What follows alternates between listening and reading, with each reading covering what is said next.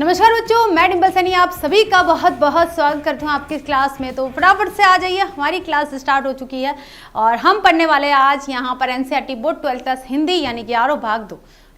तो बच्चों हम यहाँ पर आरोह भाग 2 में पढ़ने वाले हैं। हमारा जो चैप्टर है 8वां चैप्टर है यानी कि लास्ट सेकंड चैप्टर है। उसके बाद उमाशंकर जोशी जी और फिर हमारा जो पद्य भाग है वो खत्म हो जाएगा और फिर हमारा गद्य भाग है।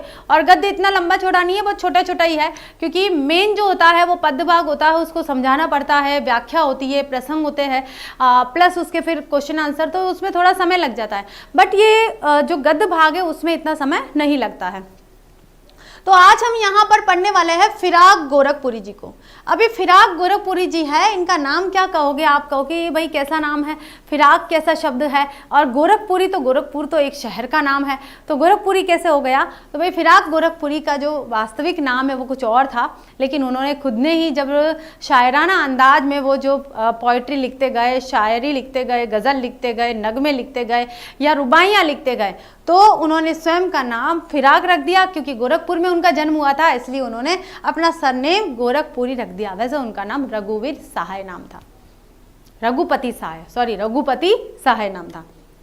ठीक है, तो हम पढ़ने वाले हैं रुबाइयाँ। रुबाइयों को आज नहीं पढ़ेंगे, आज हम पढ़ेंगे फिराक गोरखपुरी का जीवन परिचय, यानी कि हम यहाँ उनका कवि परिचय पढ़ेंगे और बहुत ही अच्छे ढंग से पढ़ेंगे। सब कुछ आज ही याद होगा, कल के लिए कुछ नहीं छोड़ना है हमें।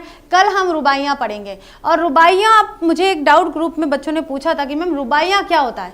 तो बच्चों जैसे हमारे हिंदी की पोइट्री में छंद होते हैं ना, जो यति गति लगाकर और एक लय तुक का ध्यान, छंद किसे कहते हैं? जहाँ पर यति गति लय तुक का ध्यान रखा जाता है उसे छंद कहते हैं, जो गेय शैली में गाया जाता है। वैसे ही उर्दू पोएट्री में जो छंद होता है उसका नाम रुबाइयाँ है। तो रुबाइयाँ एक प्रकार का छंद होता है। ठीक है, समझ में आ गया? तो अब बिना किसी देर के हम शुरू करते हैं हमारा यहाँ पर लेक्चर नंबर 1 जीवन परिचय। तो हम पढ़ने वाले हैं यहाँ पर फिराक गोरखपुरी का जीवन परिचय। तो क्या नाम है भाई इनका? देखिए, मूल नाम फिराक गोरखपुरी का क्या है? ये फिराक गोरखपुरी जी है। रघुपति सहाय और फिराक लगाते थे, तो रघुपति सहाय नाम था, लेकिन इनका इंटरेस्ट काफ़ी शायराना अंदाज का था और शायरी करते थे, क्योंकि इनके पिताजी भी शायरी करते थे। इस वजह से ये इनके अंदर भी ये जो शायराना अंदाज है वो मतलब पारिवारिक तरह से या जन्म से ही मिला है। तो ये भी शायर बन गए हैं, इन्होंने भी नगमे लिख लिए हैं, कई गज़लें लिखी है, रुबाइयाँ लिखी है। ठीक है, कई प्रकार की ऐसे लिख रहे हैं। और ये क्या बन गए भाई? फिराक गोरखपुरी। फिराक नाम रख दिया और फिर गोरखपुर थे इसलिए गोरखपुरी लिख दिया।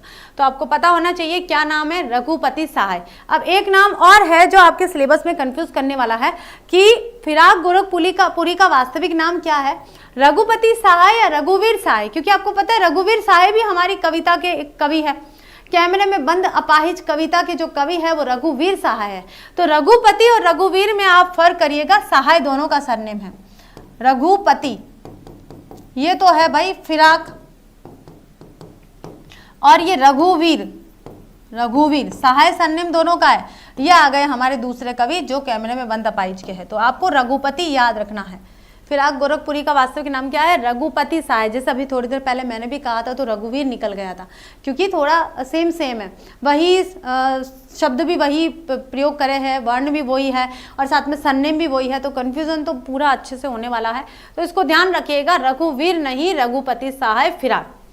जन्म हुआ था 28 अगस्त सन 1896, गोरखपुर उत्तर प्रदेश में इनका जन्म हुआ था। तो भाई रघुपति सहाय यानी कि फिराक गोरखपुरी का जन्म 28 अगस्त सन 1896 में गोरखपुर में इनका जन्म हुआ था।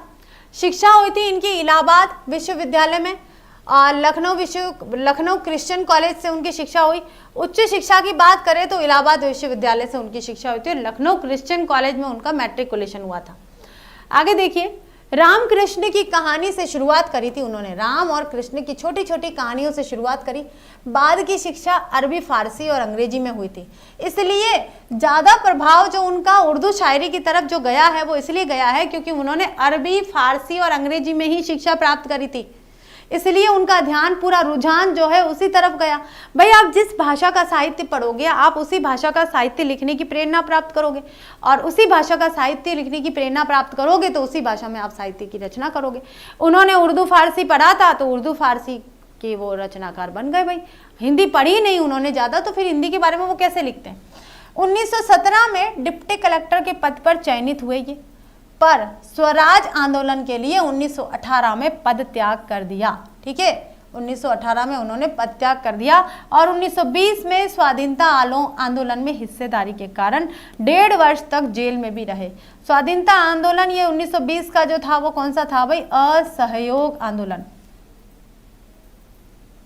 1920 का क्या था? असहयोग आंदोलन। 1919 में 1919 में जलियांवाला बाग हत्याकांड हुआ था। उसके बाद में असहयोग आंदोलन हो गया कि अंग्रेजों के साथ किसी प्रकार का सहयोग नहीं किया जाएगा, साथ में विदेशी चीज़ों का बहिष्कार किया गया। तो ऐसे असहयोग के साथ में विदेशी वस्तुओं का बहिष्कार भी कर दिया गया, साथ में विदेशी नौकरी जो थी, सरकारी नौकरी का भी बहिष्कार किया गया, क्योंकि सरकार कौन सी थी? अंग्रेज सरकार थी। इसलिए अंग्रेज सरकार की दी हुई कोई भी पदवी थी, बड़े बड़े जो साहित्यकार थे उन्होंने जो भी सम्मान दिए थे अंग्रेज सरकार की तरफ से, वे सम्मान भी लौटा दिए गए थे। देश सेवा के हित में, देश के हित में उन्होंने यहाँ तक भी कर दिया था, नौकरियां छोड़ दी थी। उनको पता था दोबारा नौकरी नहीं मिलेगी तो कहाँ जाएंगे, लेकिन फिर भी क्योंकि देश के लिए जो अपनी जीवन को छोड़ने के लिए तैयार थे, तो नौकरी और सम्मान और उपाधियां छोड़ना कोई बड़ी बात नहीं थी, तो सभी ने ये कार्य किया था। तो ऐसे ही फिराक गोरखपुरी यानी कि रघुपति सहाय ने भी क्या करा था? जो डिप्टी कलेक्टर की जॉब उनको मिल रखी थी, डिप्टी कलेक्टर कोई छोटा मोटा पद नहीं होता है, बहुत बड़ा पद होता है, तो डिप्टी कलेक्टर की नौकरी भी उन्होंने छोड़ दी थी। 1918 में उन्होंने पद त्याग कर दिया था, यानी कि त्यागपत्र दे दिया था। फिर 1920 में स्वाधीनता आंदोलन में भाग लिया उन्होंने। उसके बाद वे जेल में भी रहे थे 1.5 साल तक, 1 साल 6 महीने तक वे जेल में रहे। इलाहाबाद विश्वविद्यालय के अंग्रेजी विभाग में अध्यापक रहे थे फिर। ठीक है, तो भाई क्या क्या पढ़ा हमने? यहाँ देखिए, नाम पढ़ लिया है रघुपति सहाय। 28 अगस्त 1896 ईस्वी में जन्म हुआ था गोरखपुर में। इलाहाबाद विश्वविद्यालय और लखनऊ क्रिश्चियन कॉलेज से उन्होंने शिक्षा प्राप्त करी थी। रामकृष्णिक कहानियों से शुरुआत करी थी। 1917 में डिप्टी कलेक्टर बन गए थे। 1918 में डिप्टी कलेक्टर का पद छोड़ दिया था। 1920 में क्रांतिकारी आंदोलन में सम्मिलित हो गए। आप भाषा को चेंज कर सकते हो, आप शब्दों को चेंज करके कुछ और शब्द भी लिख सकते हो। स्वाधीनता आंदोलन या बोलोगे क्रांतिकारी आंदोलन में हिस्सा लेने लग गए। उसके बाद 1.5 साल तक वे जेल में भी रहे और इलाहाबाद विश्वविद्यालय में उन्होंने अंग्रेजी के अध्यापक रहे, यानी कि अंग्रेजी पढ़ाना शुरू कर दिया। अब आता है उनके सम्मान। गुली नगमा के लिए, गुली नगमा उनका बहुत ही खास रचना मानी जाती है। तो गुली नगमा के लिए उन्हें साहित्य अकादमी पुरस्कार मिला था। और आपको पता है कब मिला था? 1960 ईस्वी में मिला था। साहित्य अकादमी पुरस्कार काफ़ी बड़ा सम्मान है हिंदी साहित्य जगत में। ये उनको गुले नगमा उनकी एक रचना है, उस रचना के लिए उन्हें साहित्य अकादमी पुरस्कार मिला था 1960 में। उसके बाद भारतीय ज्ञानपीठ पुरस्कार, ये भी काफ़ी बड़ा सम्मान है, ये मिला था सन 1969 में, 1969 ईस्वी में मिला था उनको।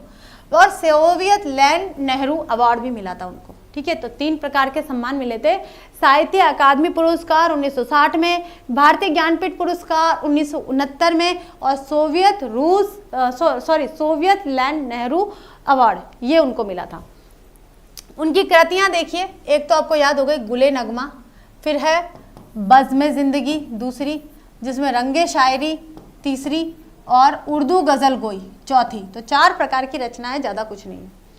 और निधन हुआ था सन 1983 ईस्वी में, 1983 में। ठीक है, अब उन्होंने देखिए जब निधन हुआ था तो उनके लिए था कि अब तुमसे रुखसत होता हूँ। रुखसत का मतलब होता है विदा।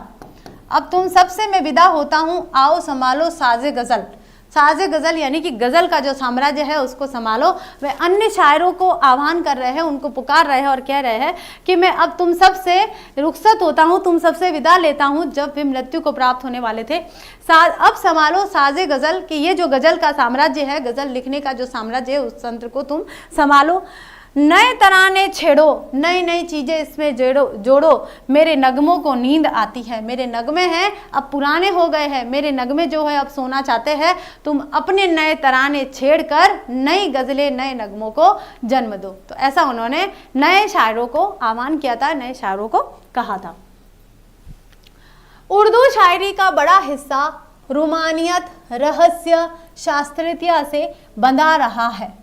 रोमानियत का मतलब होता है, आप उसे कह सकते हो जिसमें रहस्य रहता है, मतलब कुछ ना कोई गूढ़ रहस्य रहता है, उसे बोलते हैं रोमानियत। ठीक है, रोमानियत रहस्य और शास्त्रीयता से बंधा रहा है, जिसमें लोक जीवन और प्रकृति के पक्ष बहुत कम उभर कर आए हैं। मतलब लोक जीवन के बारे में ज़्यादा कुछ नहीं कहा है, न ही प्रकृति की कोई विशेषता बताई है, न प्राकृतिक सुंदरता का चित्रण किया है, न सामाजिक भेदभाव के बारे में बताया है, न सामाजिक सच्चाई के बारे में बताने का प्रयास करा है।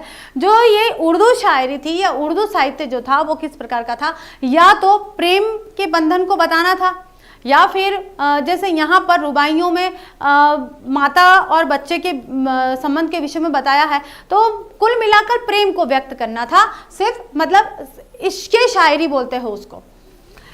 नज़ीर अकबराबादी, इल्ताफ़ हुसैन हाली जैसे जिन कुछ शायरों ने इस रिवायत को तोड़ा है, रिवायत का मतलब होता है इस चलन को तोड़ा है, उनमें एक प्रमुख नाम फिराक गोरखपुरी का भी है कि पहले जो भी शायरी की जाती थी उसमें रोमानियत होती थी, यानी कि जिसको रोमांच बोलते हैं, रोमांच होता था। ठीक है, जिसे रोमांटिक इंग्लिश में बोलते हैं, रोमांच होता था, या फिर रहस्य होता था, या शास्त्रीयता होती थी। उसमें लोक जीवन और प्रकृति की सुंदरता का कोई मतलब नहीं था। लोक जीवन में क्या क्या चीज़ें अच्छी सुंदर सुंदर नए नए उपलक्ष्य आपको मिलते हैं, नए नए पहलू आपको देखने को मिलते हैं। कई ऐसे रिश्ते होते हैं जहाँ पर जैसे माता और पुत्र के बारे में जो वात्सल्य भाव प्रकट हुआ है वो एक सुंदर भाव है, उस भाव को भी बताया जा सकता था, तो ऐसा कुछ नहीं किया जा सकता था। तो ये जो यहाँ पर नज़ीर अकबराबादी, इल्ताफ़ हुसैन हाली, ये जो शायर है और इनके साथ में फिराक गोरखपुरी, इन सब ने मिलकर जो पुरानी परिपाटी चल रही थी शायरी लिखने की, उस शायरी लिखने की पुरानी परिपाटी को तोड़ा और नए चीज़ें उसमें इंक्लूड करना शुरू किया। फिराक ने परंपरागत भाव बोध और शब्द भंडार का उपयोग करते हुए उसे नई भाषा और नए विषयों से जोड़ा।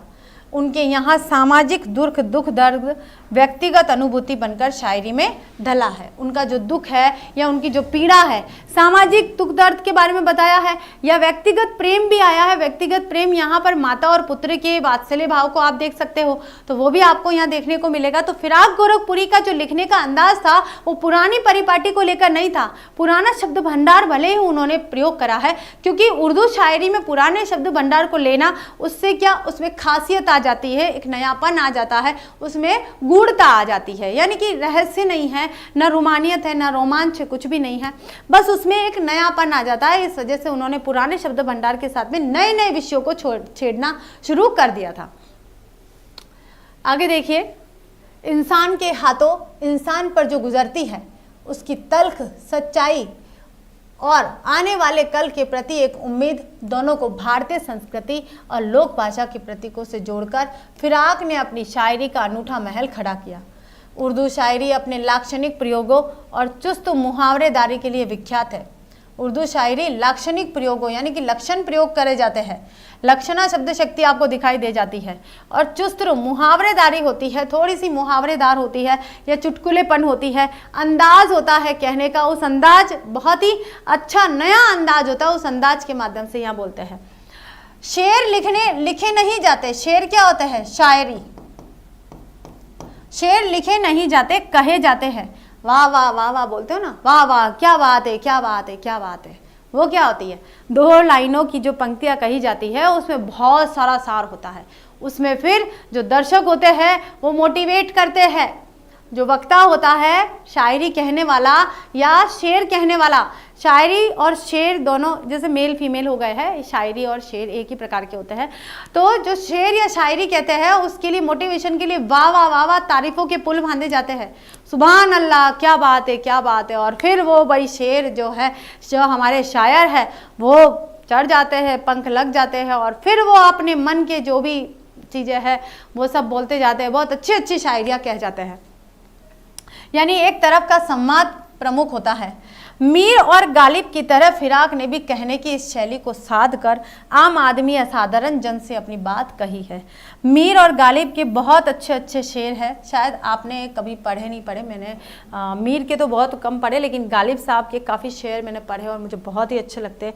अंदर की जो गहराई है, जो दुख है, वो दुख प्रकट होता है, वो मुझे मतलब उनका दुख है ना, यहाँ अंदर तक हमें कचोट जाता है। गालिब के शायरों की एक शायरी की एक विशेषता है ये। तो मीर गालिब के समान ही फिराक ने भी कहने की शैली को लगातार मतलब साध कर आम आदमी और साधारण जनजीवन से बातचीत करी है, एक तरह का उनसे वार्तालाप स्थापित करा है, कनेक्शन बनाने की कोशिश करी है। ठीक है बच्चों, आगे देखिए। प्रकृति, मौसम, भौतिक जगत के सौंदर्य को शायरी का विषय बनाते हुए कहा, दिव्यता भौतिकता से पृथक वस्तु नहीं है। जिसे हम भौतिक कहते हैं वही दिव्य है, कि जो भौतिक है वही दिव्य है, और दिव्यता भौतिक वस्तु से पृथक नहीं है, अलग नहीं है, दोनों ही एक समान है। ये फिराक गोरखपुरी का मानना है। फिराक की रुबाई में, रुबाई क्या है बच्चों? छंद। रुबाई में हिंदी का एक घरेलू रूप दिखता है। भाषा सहज, प्रसंग भी सूरदास के वात्सल्य वर्णन की सादगी की याद दिलाता है। सूरदास जी ने ही वात्सल्य रस का संयोजन किया था, वात्सल्य रस का निर्माण किया था एक तरह से देखा जाए तो। और ये वात्सल्य रस आपको कहाँ दिखाई देगा? जब कृष्ण अपनी माता के प्रेम के साथ में, या माता माँ यशोदा कृष्ण के प्रेम के साथ में अपना जीवन यापन करती है, और उस उपलक्ष्य में बहुत सारे जो पद दिए गए हैं वहाँ पर आपको वात्सल्य रस मिलेगा। बाकी भ्रमर गीत में आपको श्रृंगार रस मिलेगा, श्रृंगार में आपको वियोग अधिक मिलेगा। वर्णन की सादगी की याद दिलाता है। मुझे चांद चाहिए मैयारी, मैं चंद खिलौना ले हो। जैसे बिंब आज भी उन बच्चों के लिए एक मन लुभाव खिलौना है। क्या है कि भाई सूरदास जी ने क्या लिखा है? मैया मैं तो चंद खिलौना ले हो, कि मैं तो चांद खिलौना लूंगा। रामचंद्र जी भी कहते हैं, कहानी मैंने छोटे बच्चों की क्लास में पढ़ी थी, मेरी बेटी की क्लास में थी, उसमें था कि माँ मुझे चांद चाहिए, मुझे तो चांद चाहिए। तो माँ एक आइडिया लगाती है, और आइडिया लगा के एक थाली के अंदर पानी लाती है, और पानी को चांद के आसमान के नीचे रख देती है, मतलब खुले स्थान पर, और वहाँ पर चांद के जो दर्शन होते हैं, जब वो कहती है ले भाई ये चांद है। तो ऐसे बच्चों को बहला दिया जाता था। वैसे आज के युग में आप बच्चों को बहला नहीं सकते हो, बच्चे आपको बहला देंगे, इतने एडवांस हो चुके हैं, इतने शैतान हो चुके हैं। तो मुझे चांद चाहिए मैयारी, मैं चंद खिलौना ले हो। ये जो बिंब, बिंब किसे कहा गया है? यहाँ चांद को। आज भी उन बच्चों के लिए एक मन लुभावन, यानी कि मन को आकर्षित करने वाला खिलौना बन गया है चांद। तो सभी बच्चे भी कहेंगे चांद कितना अच्छा है, कितना सही है। लेकिन आज जब हमारा देश चंद्रयान पर पहुंच गया है, तो छोटे बच्चों को भी पता है चंद्रयान पर चांद जा चुका, चांद पर चंद्रयान जा चुका है, और चंद्रयान वहां से खबरें भेजेगा, या चंद्रयान पहुंच चुका है तो हम भी पहुंच सकते हैं। तो ये सब डिजिटल इंडिया है, बच्चे आजकल सब जानते हैं। जो वातानुकूलित कमरों में बंद नहीं रहते, वातानुकूलित किसे बोलते हैं? Air conditioner. एयर कंडीशनर कमरों में बंद नहीं रहते, छत पर चटाई बिछाकर सोते हैं, और चंदा मामा के नदियां किनारे उतरने और कल्पित दूध भात खाने की कल्पना से निहाल है। मामा भी तो एक साक्षात खिलौना है। क्या बोलते हैं? मामा क्यों कहा है? पोयम याद है आप सभी को? एक बहुत अच्छी लोरी है, चंदा मामा दूर के पुए पकाए पूरी के, आप खाओ थाली में मुन्ने को दो प्याली में, है ना। मैंने अपनी बच्ची को सुनाई इसलिए मुझे बाद में याद आई है। छोटी थी तब तो बोलते थे, उसके बाद भूल गए, फिर अब जब वापस अपने सामने एक छोटा रूप आ गया तो उसके लिए सब कुछ याद करना पड़ता है। तो जो चंदा मामा के नदियां किनारे उतरने की, अब चंदा मामा कहाँ चले गए? वही नदी किनारे उतर गए। चांद दिख नहीं रहा है, इसका मतलब नदी किनारे उतर गया। और जब चांद दिखा है तो मामा भी तो एक साक्षात खिलौना है। कौन? चंदा मामा। बच्चों का, खासकर उन बच्चों का जिनके जीवन में महंगे खिलौने भले हो न हो, पर चंद्राब यानी कि चंद्रमा की जो आभा है, रिश्तों का मर्म समझते हैं। एक कठिन दौर है यह, घर लौट बहुत रोए माँ बाप अकेले में, मिट्टी के खिलौने भी सस्ते न थे मेले में। ये कितनी, इस दो पंक्तियों में बहुत गहराई है, बहुत गहराई है।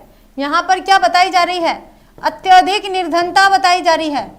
कौन सी निर्धनता? कि माता पिता इतने मजबूर है कि मेले में गए थे देखने के लिए, मेला देखने, मेला घूमने के लिए, लेकिन उनके पास इतने पैसे नहीं थे कि वे दूसरे खिलौने तो छोड़िए, मिट्टी के खिलौने भी नहीं दिला पाए। और बच्चा कैसे मन करके आया होगा वो खिलौने न लेने के लिए, कैसे मन करके आया होगा, कितना उसने अपने मन को कचोटा होगा, कितना दुखी हुआ होगा। बच्चा उस उम्र में भी बड़ा बनने की कोशिश कर रहा होगा। तो वो बातें भी फिराक गोरखपुरी ने स्पष्ट रूप से बताने का प्रयास करा है।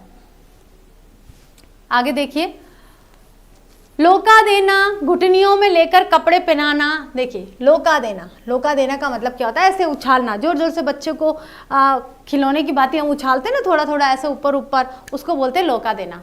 घुटनियों में लेकर कपड़े पहनाना, माँ जब बच्चे को नहलाकर और कपड़े पहनाती है तो उसको घुटने में पकड़ के पहनाना पड़ता है, अदरवाइज पहनते भी नहीं, कभी इधर जा रहे कभी इधर जा रहे, ढंग से बैठते भी नहीं, बड़ी मुश्किल से उनको बिठाना पड़ता है। पिन्हाना, गेसुओं में कंघी करना, गेसु क्या होता है भाई, उनके बाल।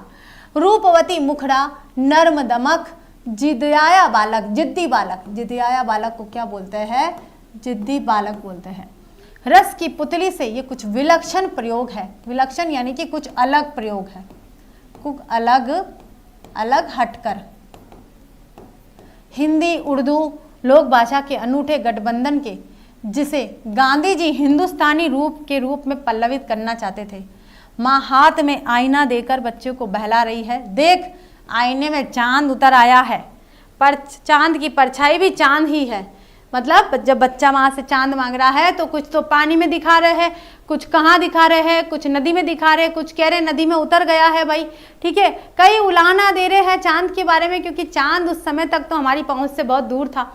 और अब यहाँ पर इन रुबाइयों में जो माँ है वो आईने के अंदर चांद को दिखा रही है, देखिए चांद इसके अंदर आ गया, अब ये ले ले इससे खेल, लेकिन आईने को यहीं रखना पड़ेगा तभी तो चांद दिखाई देगा, कैसे दिखाई देगा वरना। कल्पना की आंख का भला क्या मुकाबला, कि कल्पना की आंख, आप आंखों के द्वारा किसी भी तरह की कल्पना कर सकते हो, उस काल्पनिक आंख का क्या मुकाबला हो सकता है जब हम वास्तविक चीज़ों को देखते हैं। तो बच्चा चांद मांग रहा था, माँ ने उसको बहला कर चांद खिलौना दे दिया, आईने के अंदर उसको चांद दिखा दिया। तो इस तरह के शब्दों का या इस तरह के भावों का या इस तरह के विषयों का फिराक गोरखपुरी ने अपने रुबाइयों, छंदों या नगमों में या गज़लों में प्रयोग करा है। तो हम पढ़ेंगे उनकी रुबाइयाँ और छंद नेक्स्ट लेक्चर में पढ़ेंगे, अभी नहीं पढ़ेंगे। रूपवती मुखड़े पे नर्म दमक, दमक का मतलब क्या होता है, नरम यानी नरम, और दमक चमक, दमक क्या हो गया है, चमक हो गया है। अब देखिए अगर आप उर्दू में लिख रहे हो तो नर्म ऐसे लिखोगे और हिंदी में लिख रहे हो तो नरम ऐसे लिख रहे हो। पे आ गया उर्दू पे और ये पर, रूपवती मुखड़े पर या चेहरे पर नरम दमक यानी चमक लाने के लिए छठे छमा से यानी कि हर कुछ समय में पूर्व पर्व त्योहार पर ही सही कुछ नन्ही फरमाइशें भी पूरी कर दी जाती है। दिवाली में चीनी मिट्टी के खिलौने, राखी में बिजली की तरह चमक रहे लच्छे, यानी कि रक्षाबंधन के समय में जो लच्छे होते हैं वो उनके जो राखी के दोनों तरफ जो सिरे होते हैं वो चमकीले भी होते हैं, तो वो लच्छे जब चमकते हैं तो बच्चों को वो भी पसंद है, तो वो भी लाकर दे देने चाहिए। दिवाली पर चीनी मिट्टी के खिलौने मांगते हैं तो वो भी लाकर दे देने चाहिए। इससे क्या बच्चों का जो मन है वो बहल जाता है। तो कवि यहाँ पर माता पिता से अनुग्रह कर रहे हैं कि बच्चे बहुत ही कम फरमाइश कर रहे हैं, और कर रहे हैं तो आपको कुछ समय, ज़्यादा नहीं, रोज नहीं, लेकिन कुछ समय के अंतराल में बच्चों को खुश कर देना चाहिए। रक्षाबंधन एक मीठा बंधन है, तो उन्होंने यहाँ पर अपनी रुबाइयों में रक्षाबंधन या गजलों में रक्षाबंधन का भी विवरण किया है। रक्षाबंधन के कच्चे धागों पर बिजली के लच्छे है। सावन में रक्षाबंधन आता है और सावन का जो संबंध झीनी घटा से है, घटा का जो संबंध बिजली से है, वही संबंध भाई का बहन से माना गया है।